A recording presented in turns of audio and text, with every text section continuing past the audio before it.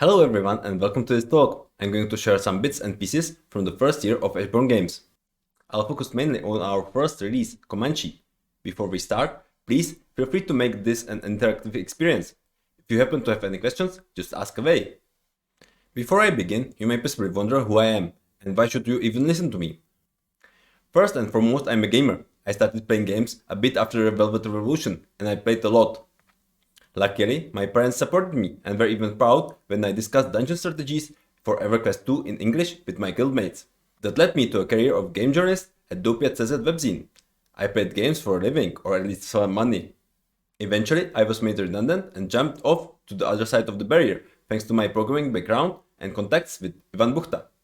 I joined Bohemia Interactive as an encoder and eventually became a lead on expansion for Arma 3, Argo post-release support and Vigor. I left Bohemia Interactive with a bunch of my friends and we established a new studio called Ashborne Games. And that's the main point of this talk. It's going to be roughly 20 minutes of various topics.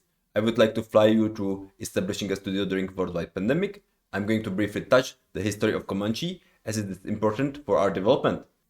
Then I can go to the actual taking over a project in development that is already available in public in early access. I can show some details on what we had to solve for the release.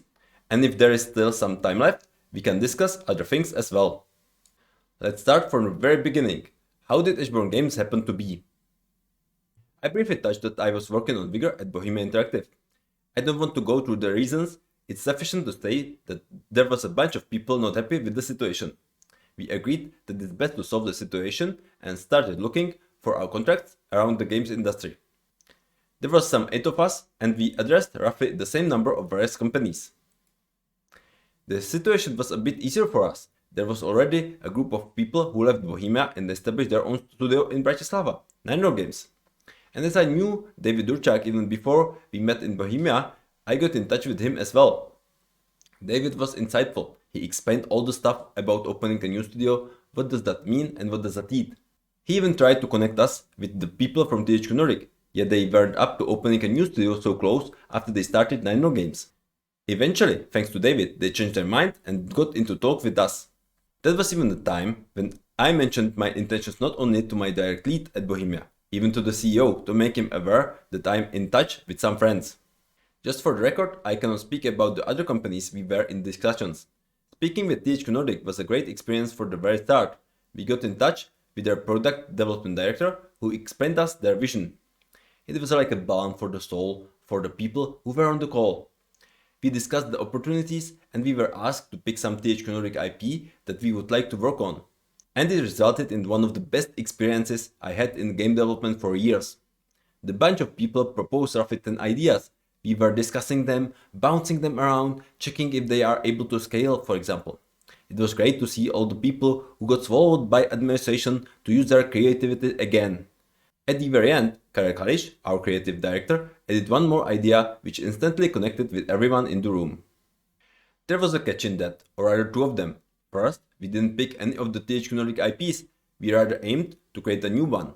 And added to that, THQ Nordic expected us to work on some action game based on our history. While we have a broader scale of people at Ashborne Games now, most of the core people had only action experience before.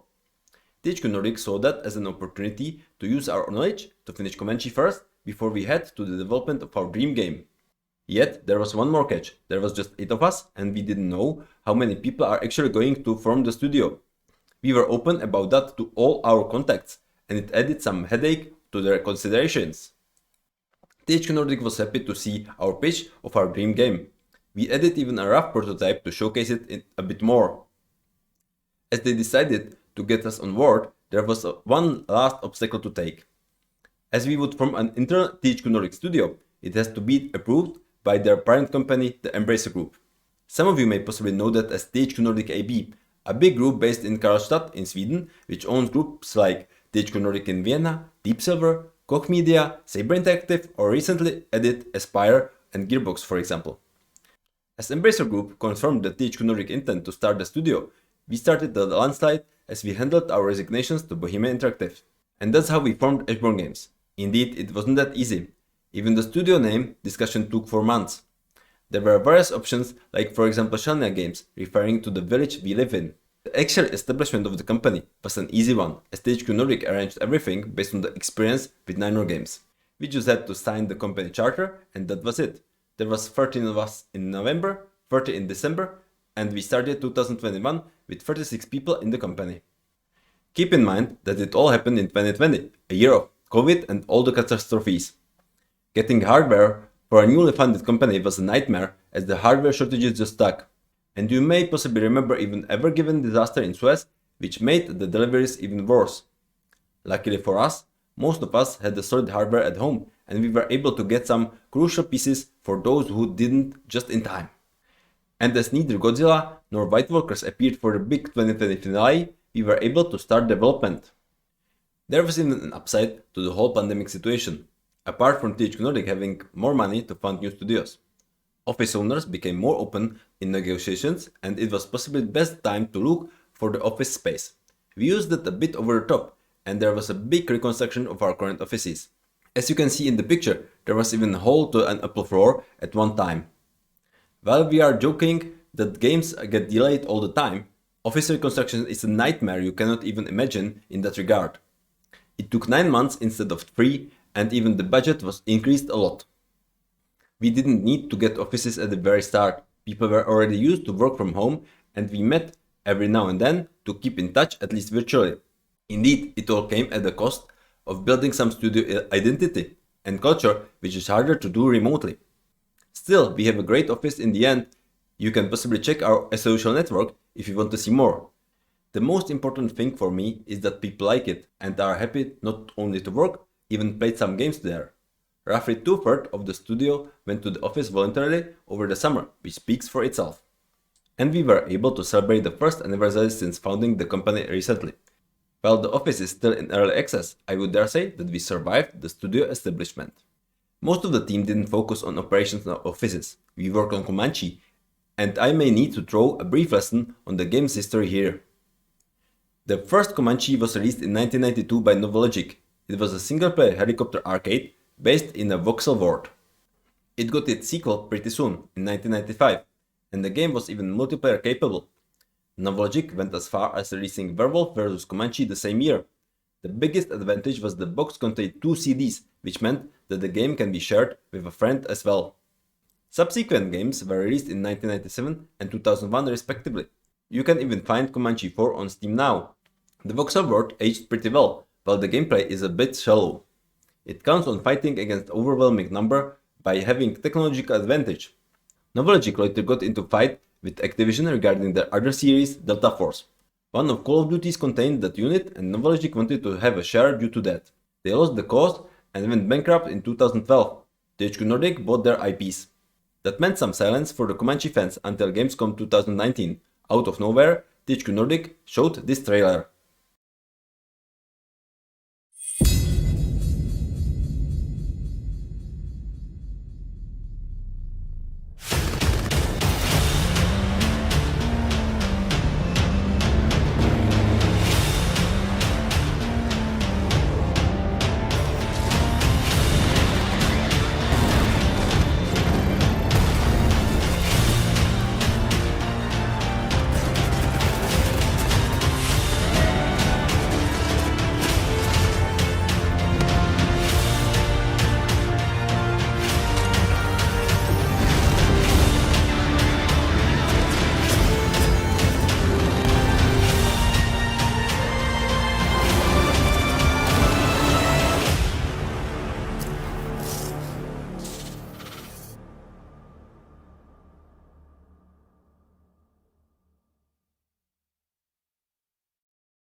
Yes, a new Comanche was announced as a reboot.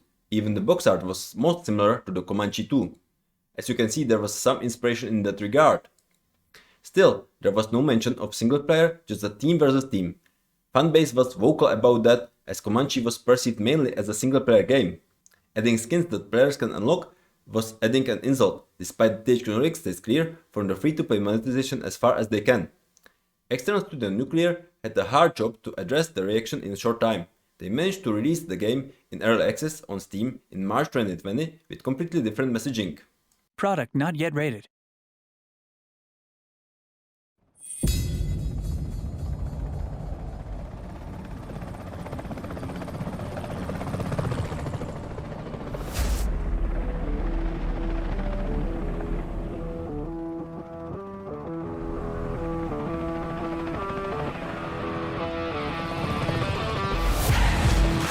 take point and clear the way. Enemy sighted. Take them out. Take them out. Nice one, hotshot.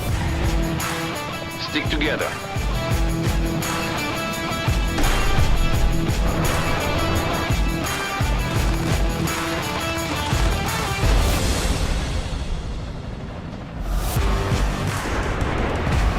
Enemy sighted. All right, hotshot, give it to him. Easy peasy.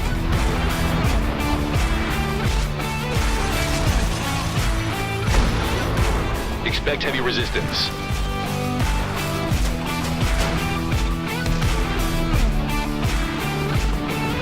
You might end up making a decent Comanche pilot one day. We're taking heavy fire.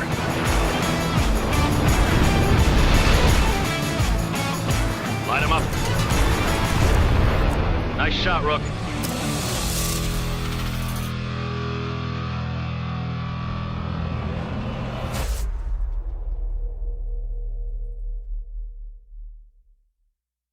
The game was made with multiplayer in mind.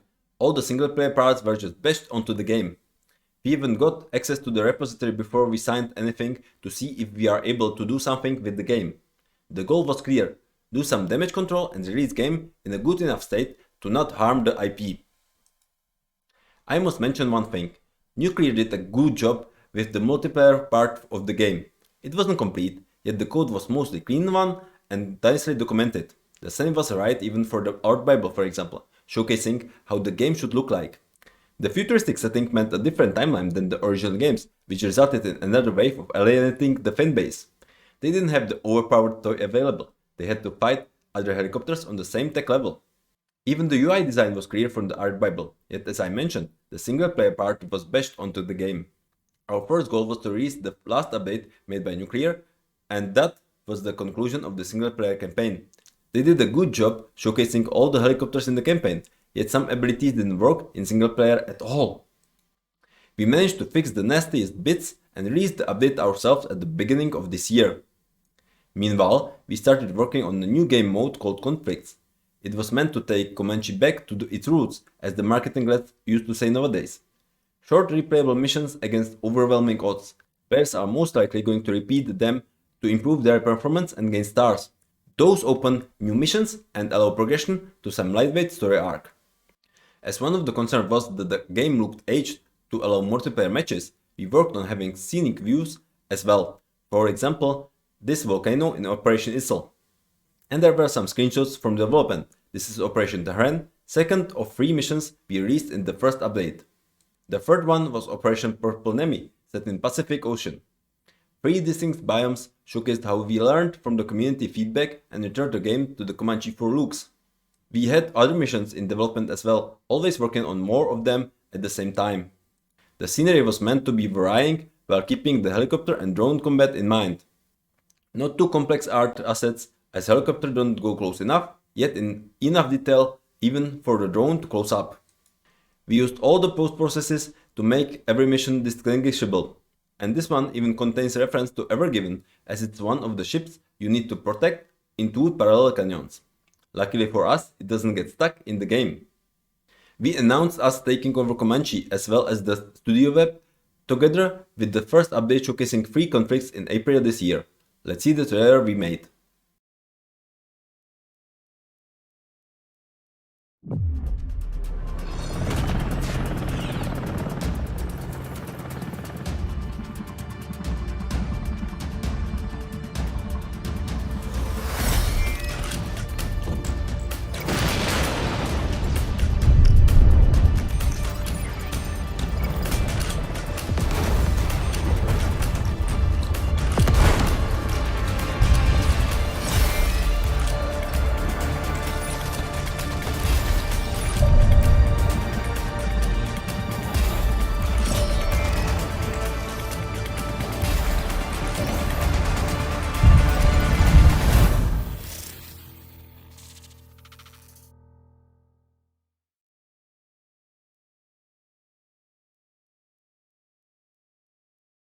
We poured our whole studio into Comanche development, which was not what THQ Nordic expected.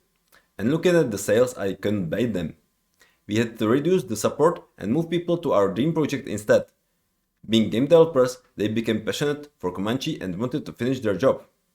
We were looking for community feedback after the early access update, and while it was positive, it was really weak. A year into early access took its toll, and the community was just a skeleton crew. We made a ton of concepts of what can be added to the game, like for example this drone carrier was meant to be the boss enemy in Operation Purple Nemi. We added railguns later, just without the shields. Still, they provided new gameplay elements in the enemy that needs to be disabled fast. And we even prepared enemy fighter jets. Player faced them in an operation that was released with subsequent update. The player had to destroy them before they are able to take off. And as our team has even a programmer with piloting license who made its own flight instruments, we added some details even to the cockpits. Most of the instruments actually show reasonable information and can malfunction in the Comanche when it's damaged. Based on the numbers and public reception, we focused on getting the game out of early access rather than to keep regular updates. We pruned the backlog and did just a bare minimum of new features. We focused mainly on maintenance and bug fixing as well as adding new content. Added to that, we decided together with THQ Nordic that we are going to release the game on 4 storefronts. Steam and Microsoft Store were part of early access and game preview. As trailers show the story the best, let's see the release one.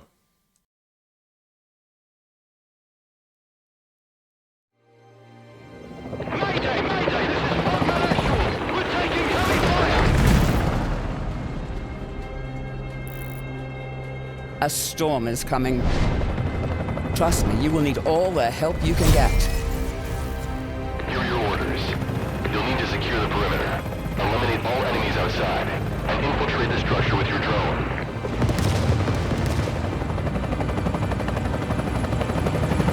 Enemy helicopter detected. We are under heavy attack by enemy forces. We won't be able to handle them on our own.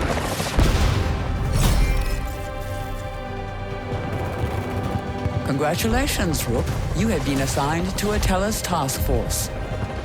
For most of the missions, you don't have enough security clearance yet. Hopefully, that will change very soon. That looks like quite the fireworks show. Woohoo! That's some fine shooting, sir! Go, go, go! Deploying drone! The situation is dire, and none of us feels like celebrating. Let me show you what a real Comanche pilot can do.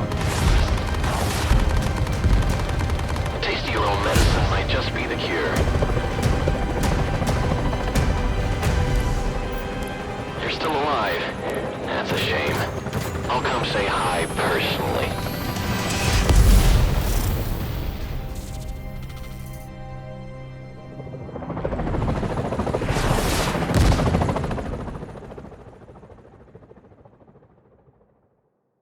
As you can see, we kept the multiplayer part in the trailer untouched, added the campaign and conflicts part. We released 11 conflict missions in the end and added a ton of other content.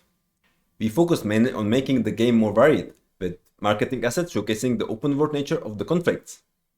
Added to that, we had to meet all the store requirements. The bare minimum was achievements anywhere and even trading cards on Steam Store, for example. While they are optional, they are pretty inexpensive to make and may help the game in the long run. And indeed, we had to celebrate the first release with a party and a cake. I'll get a bit more technical now about the release on 4 storefronts at once. We couldn't make the social features running on Epic Game Store. And as Epic wasn't the fastest with our submission, we learned that on the release week. It resulted in the need to remove social features from Steam to keep parity according to contract with Epic. One thing that made life harder for us was even the lack of development branches on Epic Game Store. You can easily access betas on Steam through the Steamworks. Similar system works even on Microsoft Store with sandboxes or dev branch on GOG. You are not able to test the game before the release on EGS. We just had to believe that the game works according to the submission reports. On the other hand, as I mentioned, Epic did some investigation on the parity with Steam, which should guarantee that the game runs well.